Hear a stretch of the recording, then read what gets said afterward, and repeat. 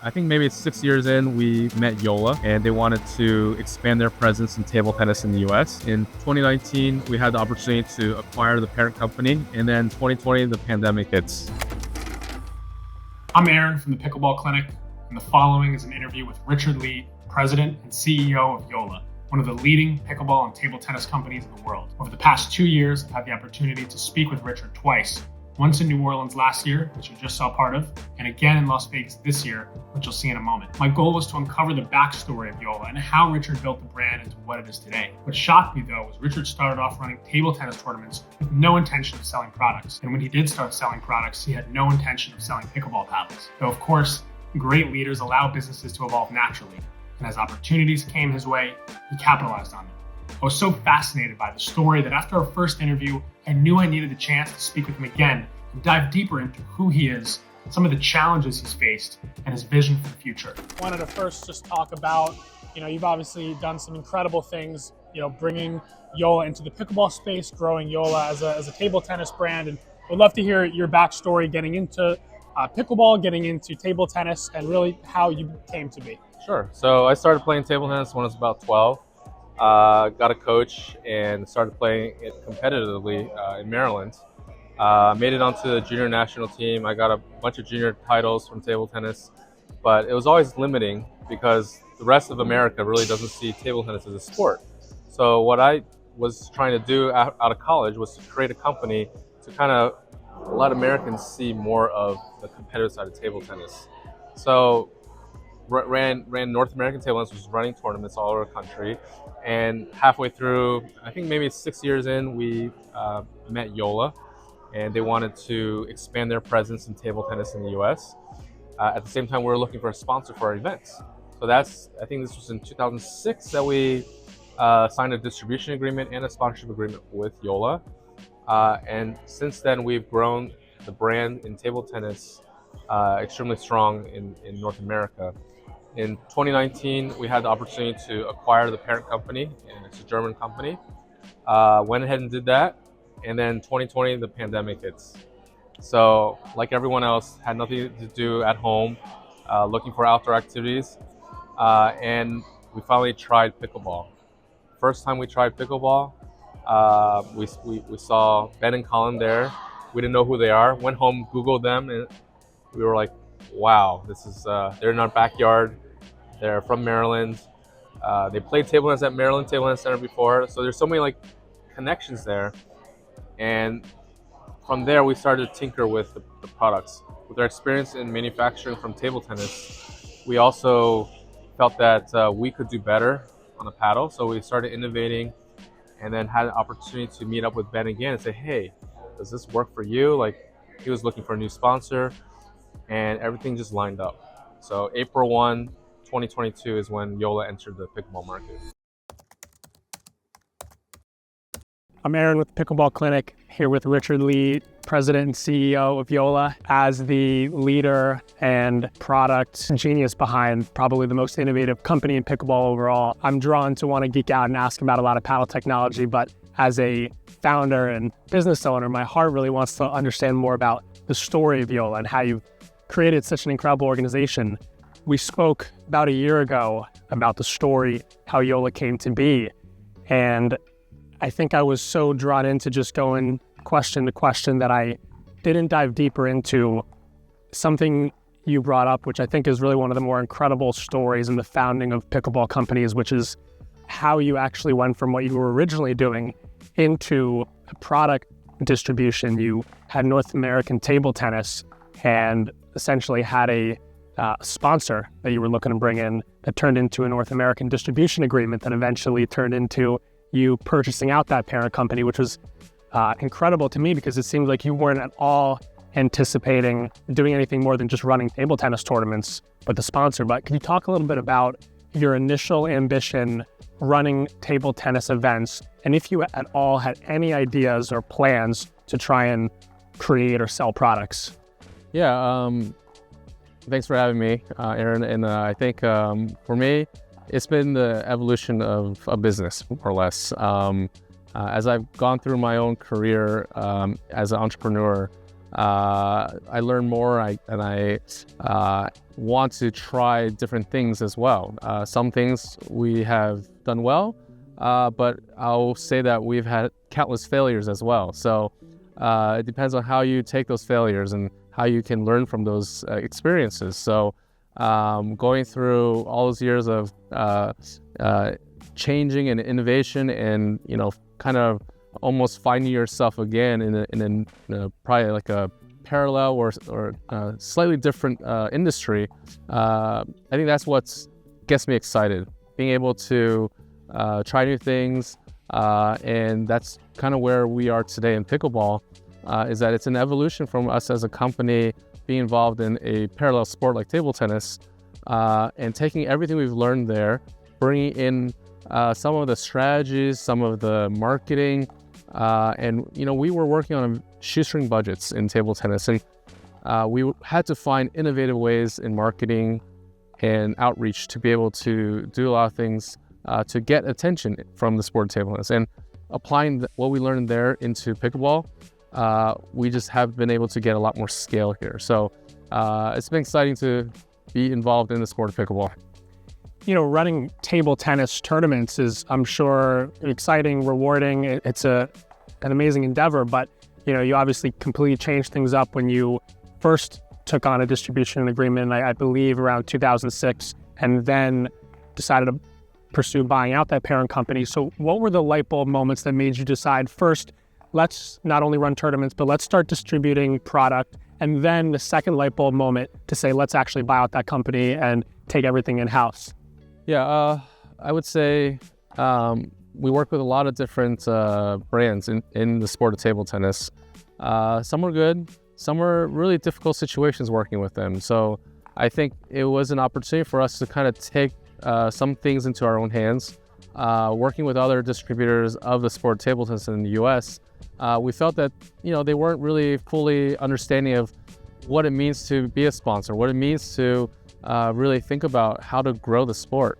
So we took the opportunity to try it out ourselves, and we're lucky that JOOLA was like, "Hey, let's give it a try." So most important for us was to build the brand here in the U.S. for JOOLA.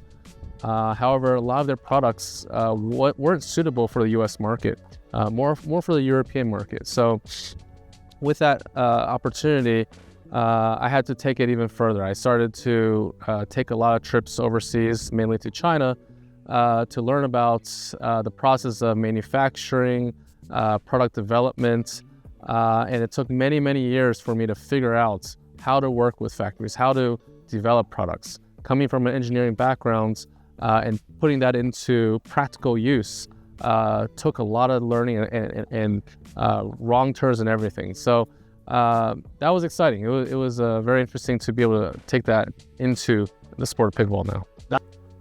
All sports and all industries require their leaders to be very adaptable, flexible, and let their business evolve. Let opportunities come in front of them that potentially may change the entire course of the business. But I think the pivot you made was quite remarkable. And I'm curious, do you have a set of decision-making criterias that you always look at when you decide on a big new direction or whether or not to take advantage of a new opportunity, whether it be going from table tennis tournaments to distributing equipment, whether it's going into paddles?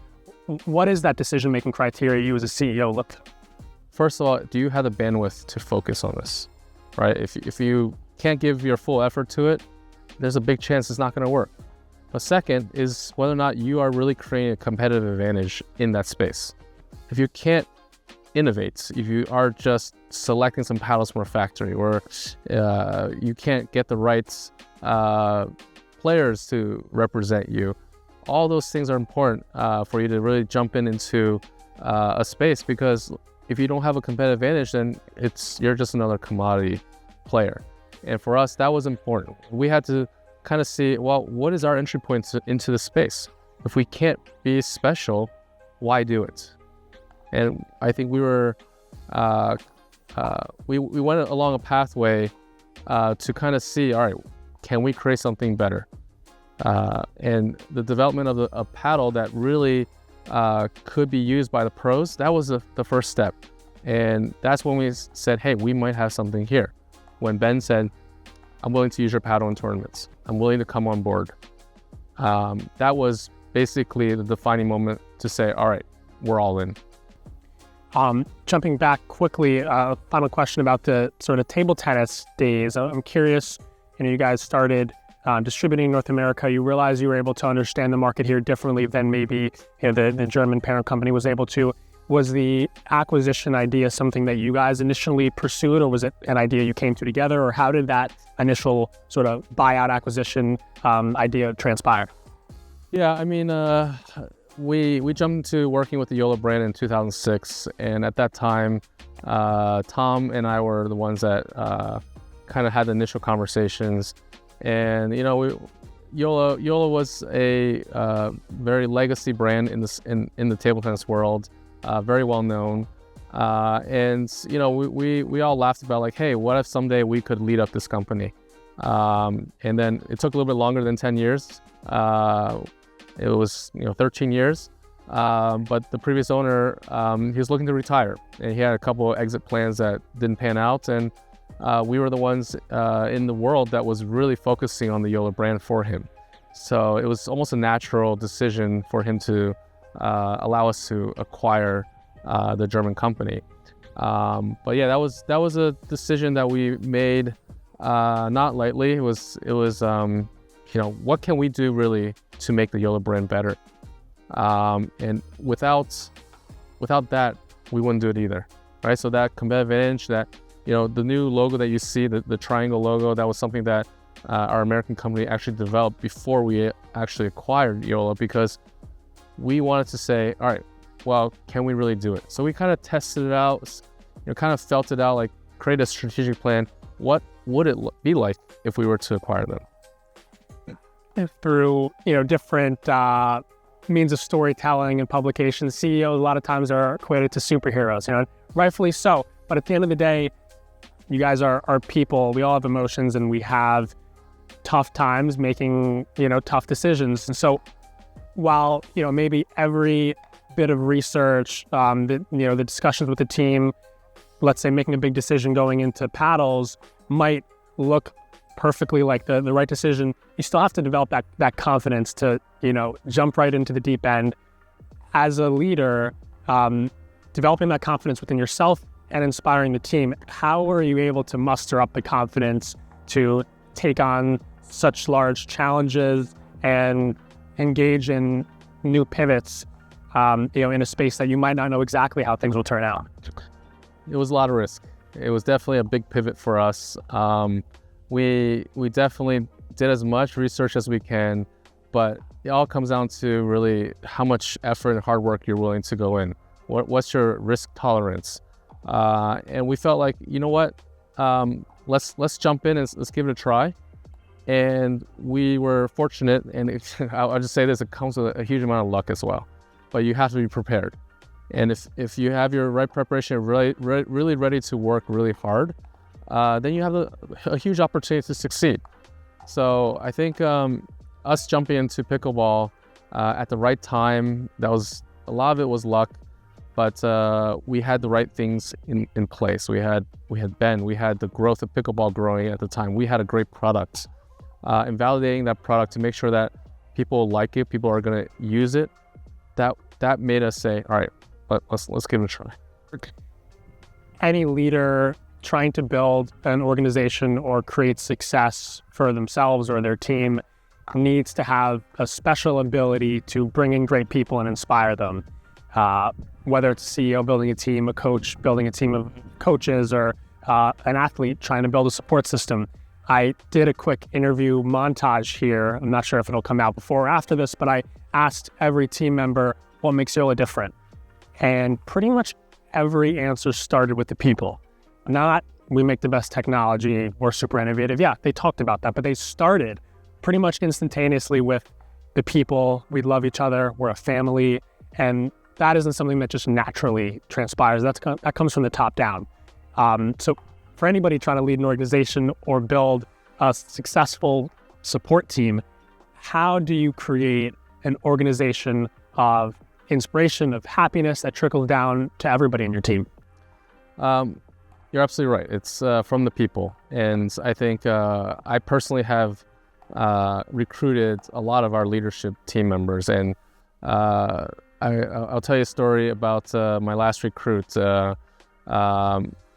He had turned me down for about 4 or 5 years already. And I think I was getting close. And it took me driving through a snowstorm in Europe to another country over mountains that he finally said, all right, Richard, you're crazy to come right now, but okay, let's give this a try. And then he finally joined us last year.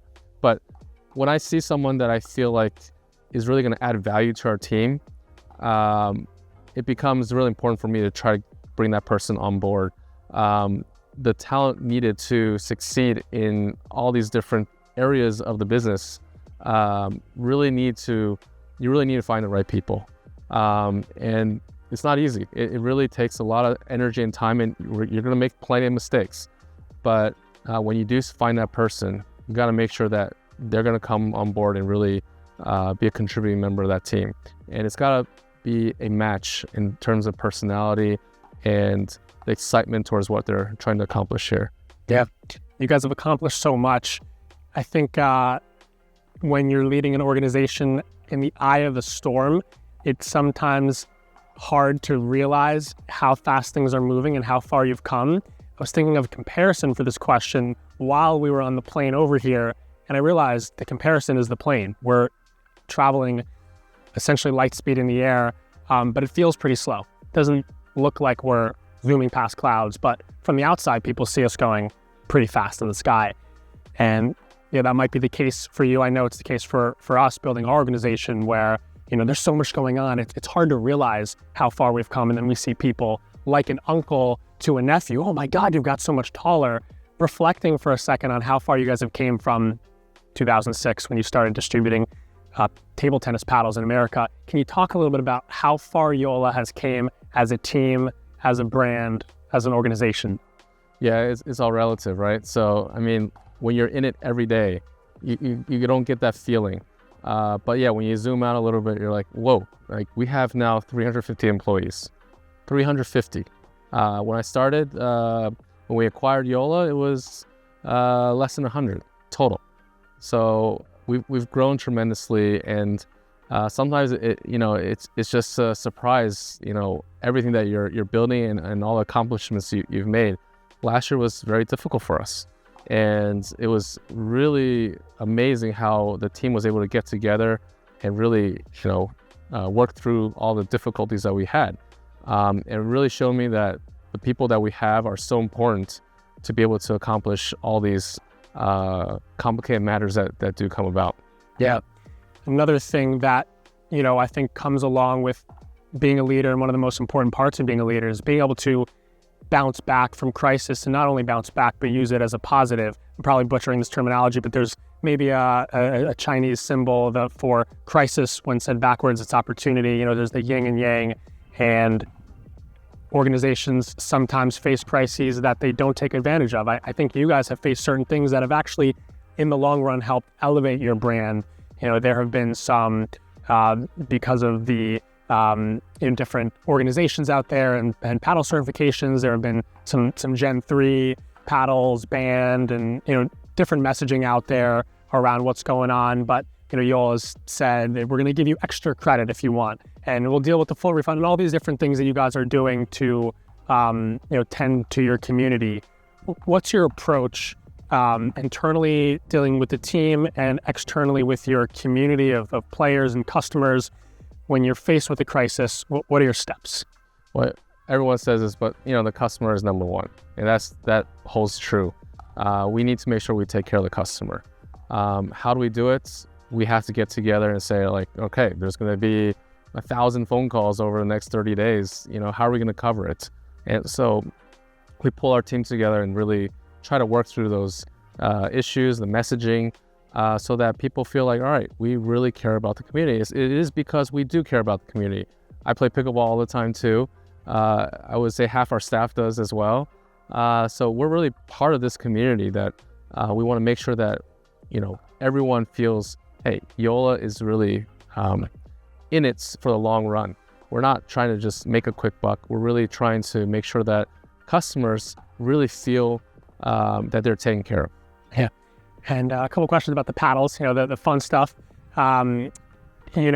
You guys are incredibly innovative, and sure, I might be a little bit biased. We feel part of Team JOOLA, and we love you guys. But unbiasedly, it's hard to argue, that what you guys are doing is groundbreaking, the rate of innovation. I'm curious, how consistently do you guys plan to continue releasing new paddles? Is this a once-a-year thing, or are you going to release something new based on what you see fit in the market or when there's a new material available? When you think about your roadmap 3 to 5 years out, are you just going to continue pounding the pavement with new innovations, or are you going to sort of wait, see what feels right? Well, I think there's also some, let's say, regulatory issues in the sport right now. I think with USAP and UPAA not really working together, it's going to further cause customer confusion. And we certainly would like for that to kind of dissipate a little bit. Obviously, our innovation pipeline is completely disconnected from all of that.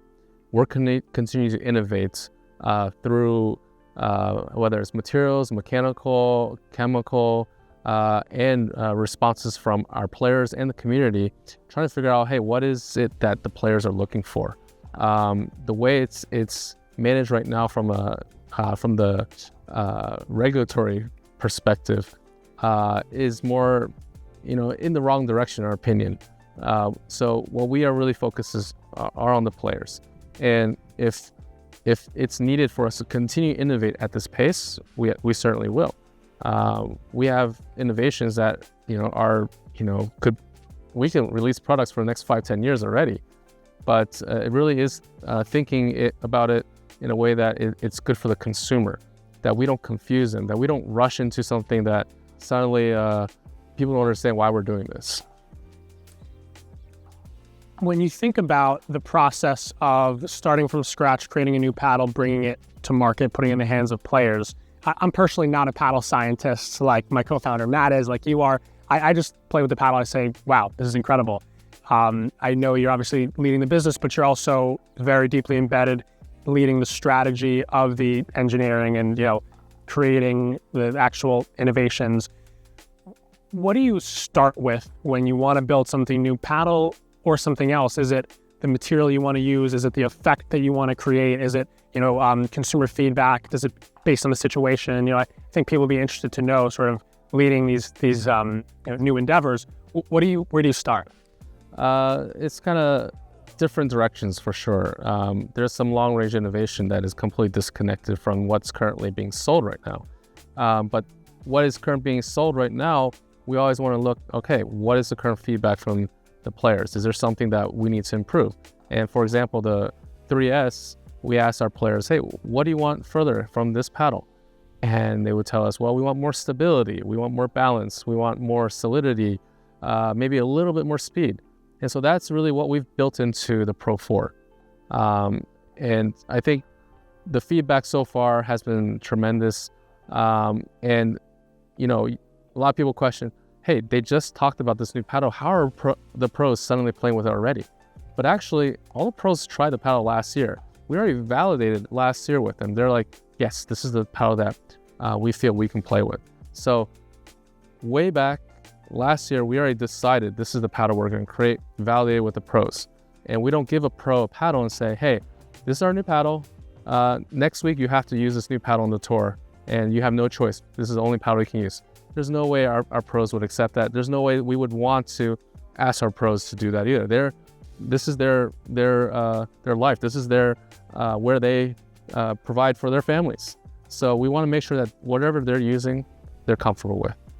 I know you guys care a lot about the player, the consumer, the community. You guys always talk about putting the player first. I heard Gordon say for years, it's all about the experience, the customer journey. You guys do a lot of research, get a lot of data and analytics into what players are looking for. Do you think there is something or multiple things the pickleball community needs or wants right now that they're not getting? I would say some stability. Like, the sport is moving so fast. The pro scene is growing really fast. The amateur scene has all these new clubs coming up. I think there's a lot that we don't know about. It's such a white space still, even though you feel like infrastructure is being built out well right now. But I think there's so much that we don't know about yet. And I would say, even though we do a lot of data research and market research, there's more things that, I think might not come from our company. It might come from other companies, but there's so much to innovate still in the space. You look at mature sports like tennis or golf, there's always someone coming up with something new that, hey, we didn't know we needed this. So it's just exciting to be part of this sport right now. I think one of the Agassi quotes that I saw earlier had something to do with unlearning in order to learn, and he might have been talking more about evolving over from tennis, being comfortable with new sports. But in terms of the JOOLA brand and image, do you feel like there's any perceptions out there or any ways of thinking or viewpoints on JOOLA that might not be predicated in fact, something that you feel there's a need to recorrect out there? Yeah, we're really customer focused. We're really not a huge giant company. We're also just like the other brands in the space. We're not a large company. What we have done is try to find ways to innovate. We try to be closer to the customers. We're doing more things to be transparent with what we're trying to accomplish. Obviously, our marketing, we use a shoestring budget to try to look big, and we are emulating the big brands as well. So I think we've done a reasonable job in a way that people are looking at us like, wow, they're a big brand. We sponsor a lot of the pros, and the pros a lot of times come to us because they see and they know that the best paddles are coming from us. So I think I would love people to just understand that we're a very approachable company. The people that work here are really friendly. They're part of the pickleball community. And we hope that we can, engage more with the community even more.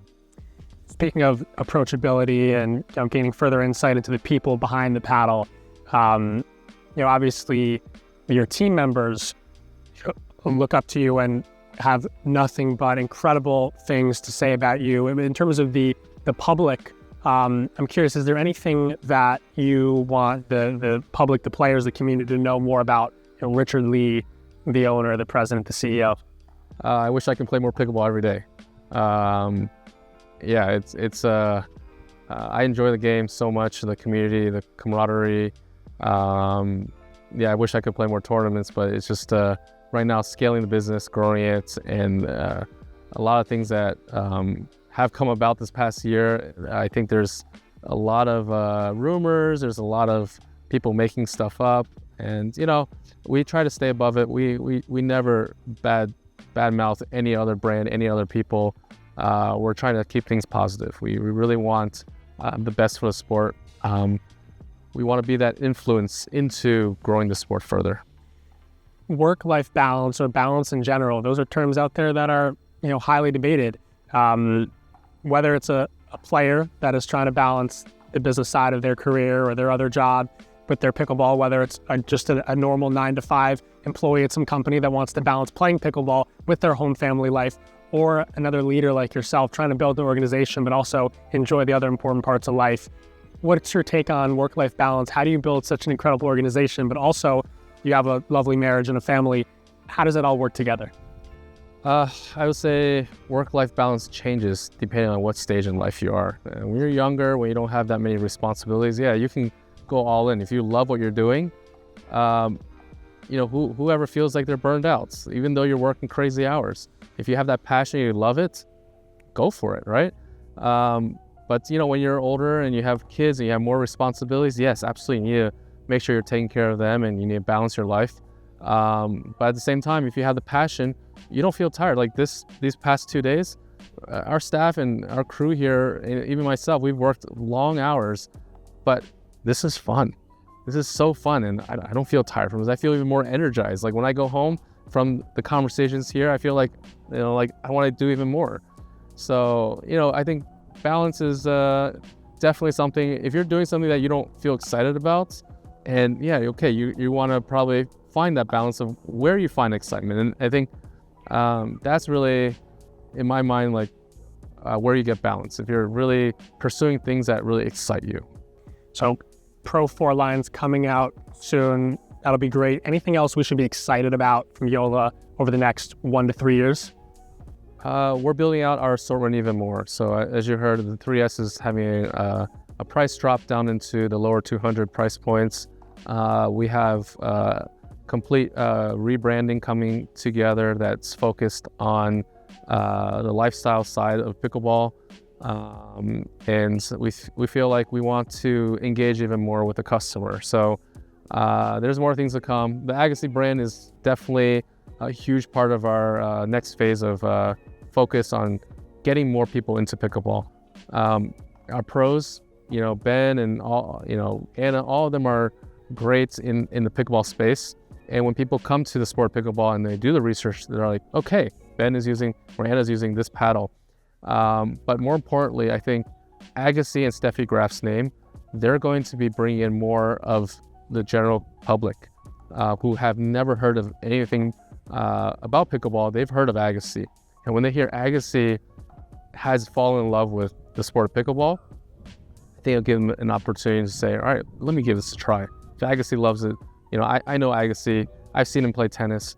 All right, let's try this. Yeah, absolutely. The final question I wanted to ask, I've asked to as many of your team members here I could today, what makes JOOLA different? We are definitely a positive, family-focused company.